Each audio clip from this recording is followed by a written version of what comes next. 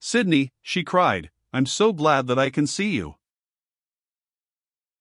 She might be, but, at that moment, I could scarcely assert that I was a sharer of her joy. "I told you that if trouble overtook me I should come to you, and I'm in trouble now. Such strange trouble." So was I, and in perplexity as well.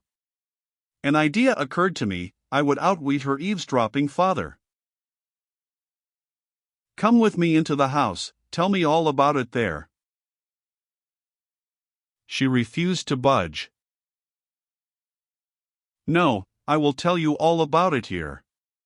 She looked about her, as it struck me queerly. This is just the sort of place in which to unfold a tale like mine. It looks uncanny. But me no buts. "Sydney, don't torture me, let me stop here where I am, don't you see I'm haunted?" She had seated herself. Now she stood up, holding her hands out in front of her in a state of extraordinary agitation, her manner as wild as her words. "Why are you staring at me like that? Do you think I'm mad? I wonder if I'm going mad. Sydney, do people suddenly go mad? You're a bit of everything, you're a bit of a doctor too. Feel my pulse, there it is, tell me if I'm ill." I felt her pulse. It did not need its swift beating to inform me that fever of some sort was in her veins.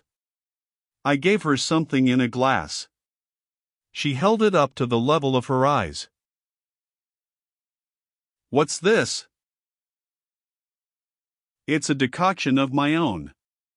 You might not think it, but my brain sometimes gets into a whirl. I use it as a sedative. It will do you good."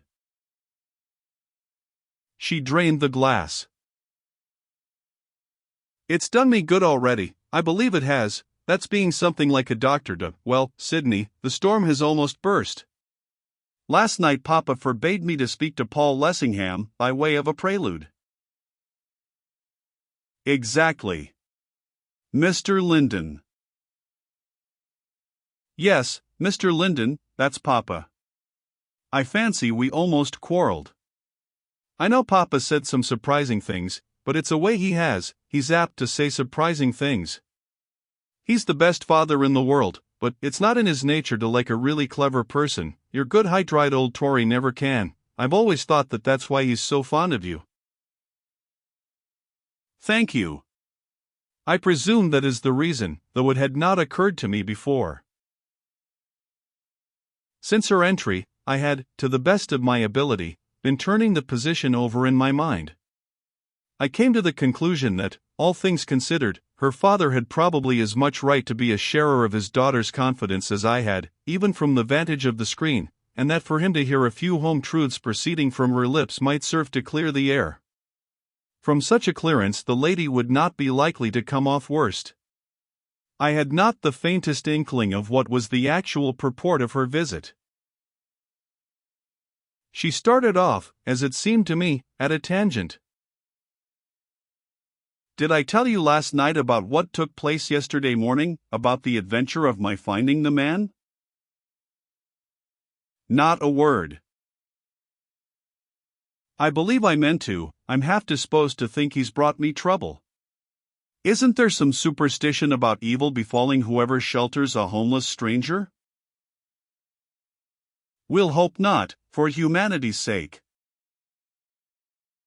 "I fancy there is, I feel sure there is. Anyhow, listen to my story. Yesterday morning, before breakfast, to be accurate, between 8 and 9, I looked out of the window, and I saw a crowd in the street. I sent Peter out to see what was the matter. He came back and said there was a man in a fit. I went out to look at the man in the fit. I found, lying on the ground, in the center of the crowd, a man who, but for the tattered remnants of what had apparently once been a cloak, would have been stark naked. He was covered with dust, and dirt, and blood, a dreadful sight. As you know, I have had my smattering of instruction in first aid to the injured, and that kind of thing, so, as no one else seemed to have any sense, and the man seemed as good as dead, I thought I would try my hand. Directly I knelt down beside him, What do you think he said? I went out to look at the man. Thank you. Nonsense, he said, in such a queer, hollow, croaking voice, Paul Lessingham. I was dreadfully startled. To hear a perfect stranger, a man in his condition, utter that name in such a fashion to me, of all people in the world, took me aback. The policeman who was holding his head remarked, "That's the first time he's opened his mouth." I thought he was dead. He opened his mouth a second time. A convulsive movement went all over him, and he exclaimed, with the strangest earnestness, and so loudly that you might have heard him at the other end of the street, "Be warned, Paul Lessingham, be warned." It was very silly of me, perhaps, but I cannot tell you how his words, and his manner, the two together, affected me. Well, the long and the short of it was, that I had him taken into the house, and washed, and put to bed, and I had the doctor sent for. The doctor could make nothing of it at all. He reported that the man seemed to be suffering from some sort of cataleptic seizure. I could see that he thought it likely to turn out almost as interesting a case as I did. Did you acquaint your father with the addition to his household? She looked at me, quizzically. You see, when one has such a father as mine, one cannot tell him everything, at once. There are occasions on which one requires time. I felt that this would be wholesome hearing for old Lyndon. Last night, after Papa and I had exchanged our little courtesies, which, it is to be hoped, were to Papa's satisfaction, since they were not to be mine, I went to see the patient. I was told that he had neither eaten nor drunk, moved nor spoken. But, so soon as I approached his bed, he showed signs of agitation. He half raised himself upon his pillow, and he called out, as if he had been addressing some large assembly. I can't describe to you the dreadful something which was in his voice, and on his face, "Paul Lessingham, beware, the Beetle." When she said that, I was startled. Are you sure those were the words he used? Quite sure. Do you think I could mistake them, especially after what has happened since? I hear them singing in my ears. They haunt me all the time. She put her hands up to her face, as if to veil something from her eyes. I was becoming more and more convinced that there was something about the apostle's connection with his Oriental friend which needed probing to the bottom. What sort of a man is he to look at, this patient of yours? I had my doubts as to the gentleman's identity, which her words dissolved, only, however, to increase my mystification in another direction. He seems to be between 30 and 40. He has light hair, and straggling sandy whiskers. He is so thin as to be nothing but skin and bone. The doctor says it's a case of starvation. You say he has light hair, and sandy whiskers. Are you sure the whiskers are real? She opened her eyes. Of course they're real. Why shouldn't they be real? Does he strike you as being a foreigner? Certainly not. He looks like an Englishman, and he speaks like one, and not, I should say, of the lowest class. It is true that there is a very curious, a weird, quality in his voice, what I have heard of it, but it is not un-English. If it is catalepsy he is suffering from, then it is a kind of catalepsy I never heard of. Have you ever seen a clairvoyant? I nodded. He seems to me to be in a state of clairvoyance. Of course the doctor laughed when I told him so, but we know what doctors are, and I still believe that he is in some condition of the kind. When he said that last night he struck me as being under what those sort of people call influence, and that whoever had him under influence was forcing him to speak against his will, for the words came from his lips as if they had been wrung from him in agony. Knowing what I did know, that struck me as being rather a remarkable conclusion for her to have reached, by the exercise of her own unaided powers of intuition, but I did not choose to let her know I thought so.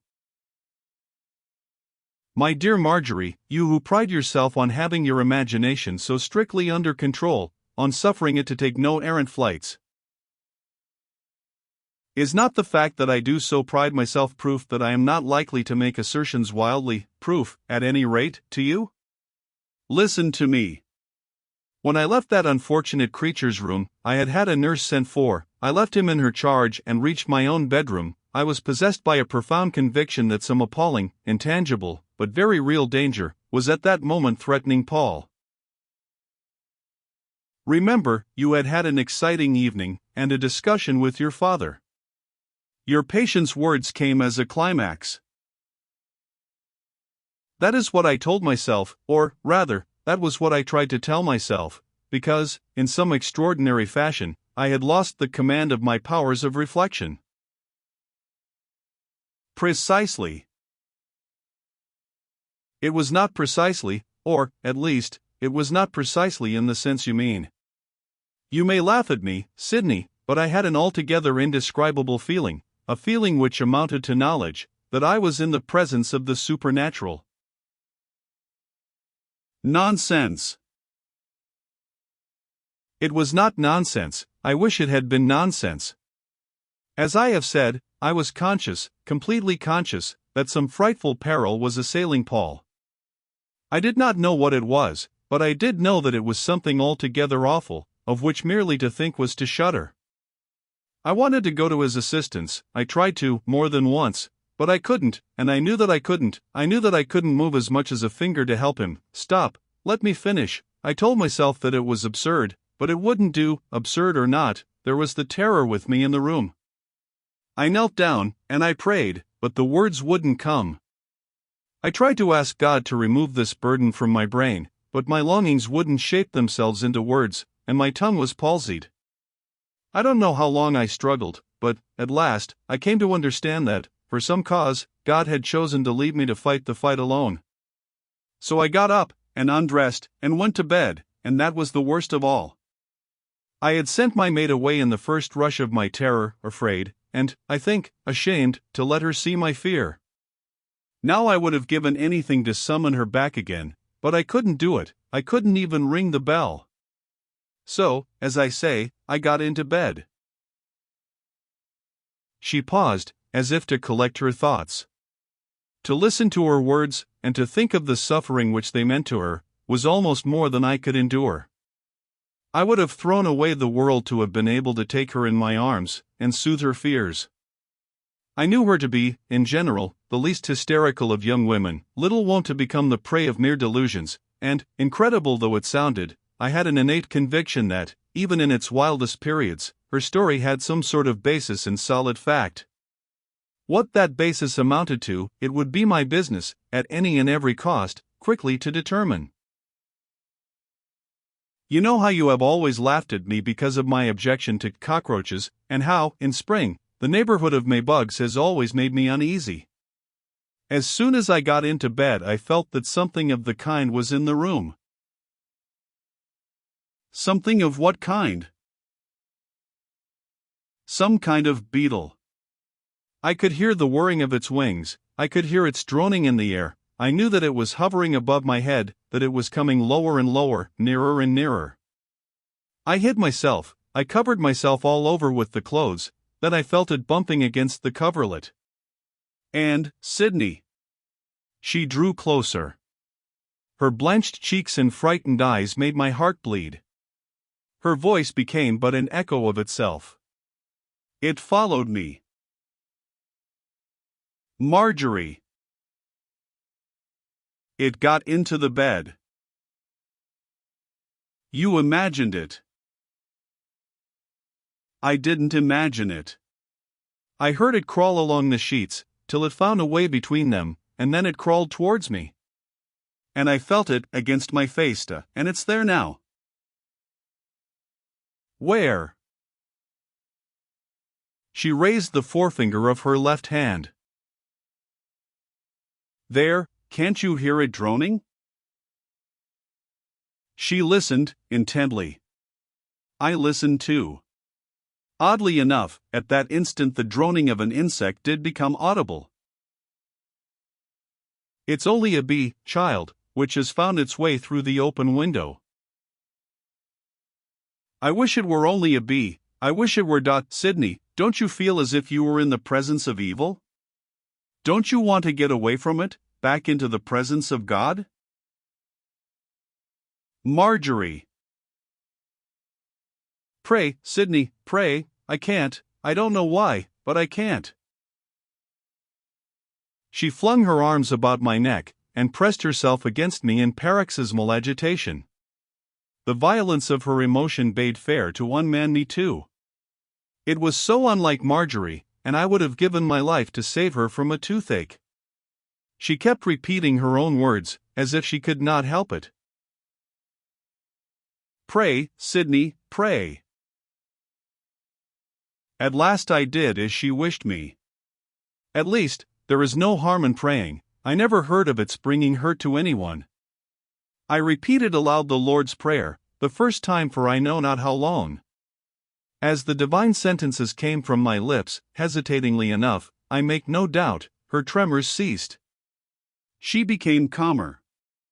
Until, as I reached the last great petition, "Deliver us from evil," she loosed her arms from about my neck, and dropped upon her knees, close to my feet. And she joined me in the closing words, as a sort of chorus.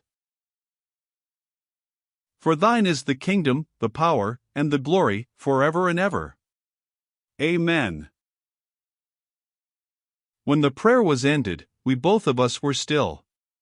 She with her head bowed, and her hands clasped, and I with something tugging at my heartstrings which I had not felt there for many and many a year, almost as if it had been my mother's hand. I dare say that sometimes she does stretch out her hand, from her place among the angels, to touch my heartstrings, and I know nothing of it all the while. As the silence still continued, I chanced to glance up, and there was old Lyndon peeping at us from his hiding place behind the screen. The look of amazed perplexity which was on his big red face struck me with such a keen sense of the incongruous that it was all I could do to keep from laughter. Apparently the sight of us did nothing to lighten the fog which was in his brain, for he stammered out, in what was possibly intended for a whisper. Is she mad? The whisper, if it was meant for a whisper, was more than sufficiently audible to catch his daughter's ears. She started, raised her head, sprang to her feet, turned, and saw her father. Papa. Immediately her sire was seized with an access of stuttering. What the d-devil's the meaning of this? Her utterance was clear enough. I fancy her parent found it almost painfully clear. Rather it is for me to ask, what is the meaning of this? Is it possible that, all the time, you have actually been concealed behind that screen? Unless I am mistaken, the old gentleman cowered before the directness of his daughter's gaze, and endeavored to conceal the fact by an explosion of passion. Don't you speak to me like that, you undutiful girl. I'm your father. You certainly are my father, though I was unaware until now that my father was capable of playing the part of eavesdropper. Rage rendered him speechless, or, at any rate, he chose to let us believe that that was the determining cause of his continuing silent. So Marjorie turned to me, and, on the whole, I had rather she had not. Her manner was very different from what it had been just now. It was more than civil, it was freezing. Am I to understand, Mr. Atherton, that this has been done with your cognizance? That while you suffered me to pour out my heart to you unchecked, you were aware, all the time, that there was a listener behind the screen?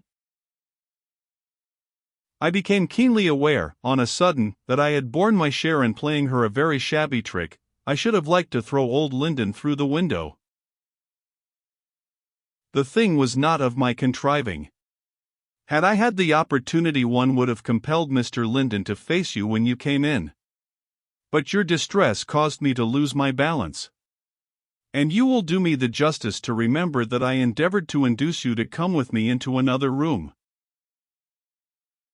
But I do not seem to remember your hinting at there being any particular reason why I should have gone. You never gave me a chance. Sydney, I had not thought you would have played me such a trick." When she said that, in such a tone, the woman whom I loved, I could have hammered my head against the wall. The hound I was to have treated her so scurvily.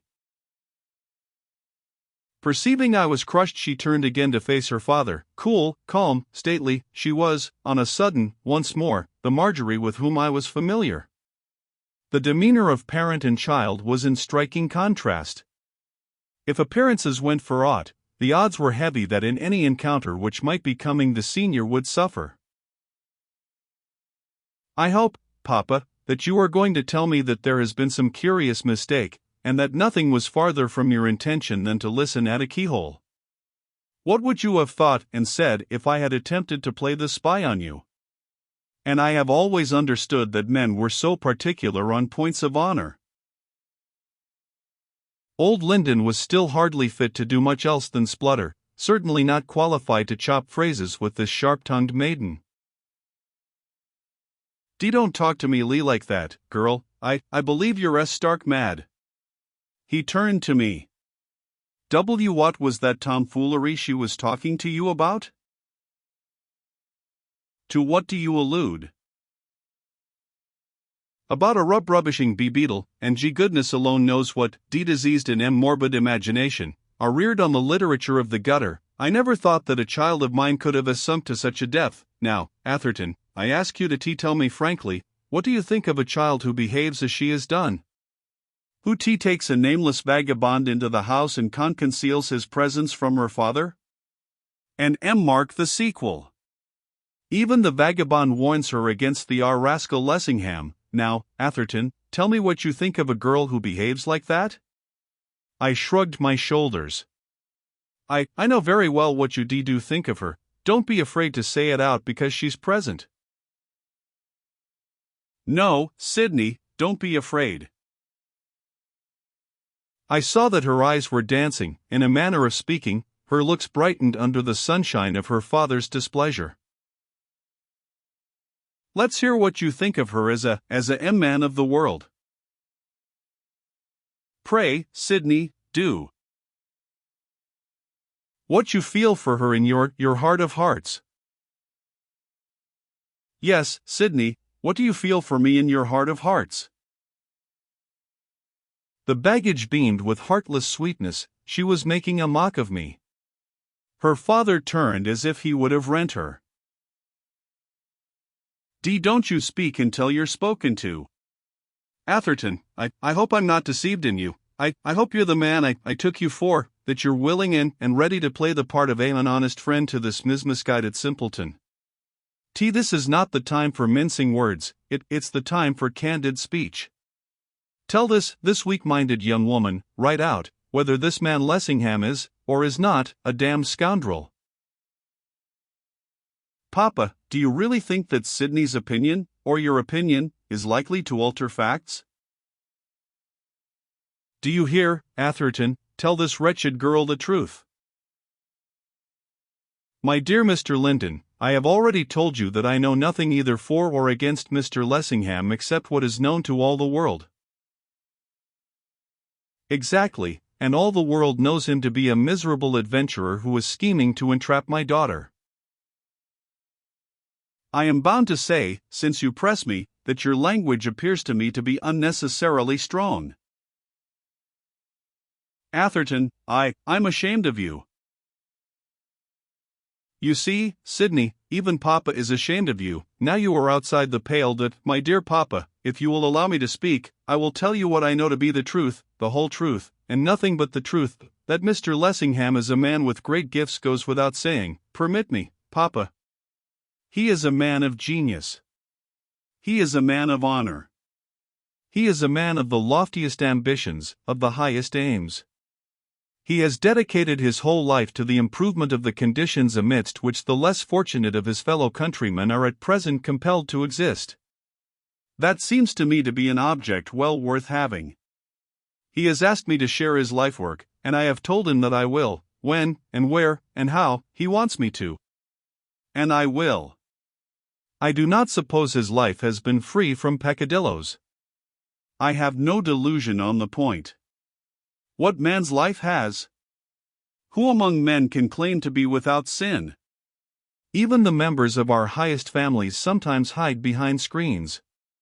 But I know that he is, at least, as good a man as I ever met. I am persuaded that I shall never meet a better, and I thank God that I have found favor in his eyes. Goodbye, Sydney. I suppose I shall see you again, Papa. With the merest inclination of her head to both of us, she straightway left the room. Lyndon would have stopped her. Stay, why you, he stuttered. But I caught him by the arm. If you will be advised by me, you will let her go. No good purpose will be served by a multiplication of words. Atherton, I'm disappointed in you. You haven't behaved as I expected. I haven't received from you the assistance which I looked for. My dear Lyndon, it seems to me that your method of diverting the young lady from the path which she has set herself to tread is calculated to send her furiously along it. Seek and found the women. Seek and found the women. I don't mind telling you, in confidence, that at times, her mother was the devil, and I'll be hanged if her daughter isn't worse. What was the tomfoolery she was talking to you about? Is she mad? No, I don't think she's mad. I never heard such stuff. It made my blood run cold to hear her. What's the matter with the girl? Well, you must excuse my saying that I don't fancy you quite understand women. I don't, and I don't want to either. I hesitated, then resolved on a taradiddle, in Marjorie's interest. Marjorie is high-strung, extremely sensitive. Her imagination is quickly aflame. Perhaps, last night, you drove her as far as was safe. You heard for yourself how, in consequence, she suffered. You don't want people to say you have driven her into a lunatic asylum. Good heavens, no. I'll send for the doctor directly I get home. I'll have the best opinion in town. You'll do nothing of the kind, you'll only make her worse. What you have to do is to be patient with her, and let her have peace. As for this affair of Lessingham's, I have a suspicion that it may not be all such plain sailing as she supposes. What do you mean? I mean nothing. I only wish you to understand that until you hear from me again you had better let matters slide. Give the girl her head. Give the girl her head. Haven't I given the girl her head all her life? He looked at his watch. Why, the day's half gone. He began scurrying towards the front door, I following at his heels. I've got a committee meeting on at the club, most important. For weeks they've been giving us the worst food you ever tasted in your life. Played havoc with my digestion, and I'm going to tell them if things aren't changed, they'll have to pay my doctor's bills. As for that man, Lessingham. As he spoke, he himself opened the hall door, and there, standing on the step, was that man Lessingham himself. Lyndon was a picture. The apostle was as cool as a cucumber. He held out his hand. Good morning, Mr. Lyndon. What delightful weather we are having. Lyndon put his hand behind his back, and behaved as stupidly as he very well could have done. You will understand, Mr. Lessingham, that, in future, I don't know you, and that I shall decline to recognize you anywhere, and that what I say applies equally to any member of my family. With his hat very much on the back of his head he went down the steps like an inflated teacock.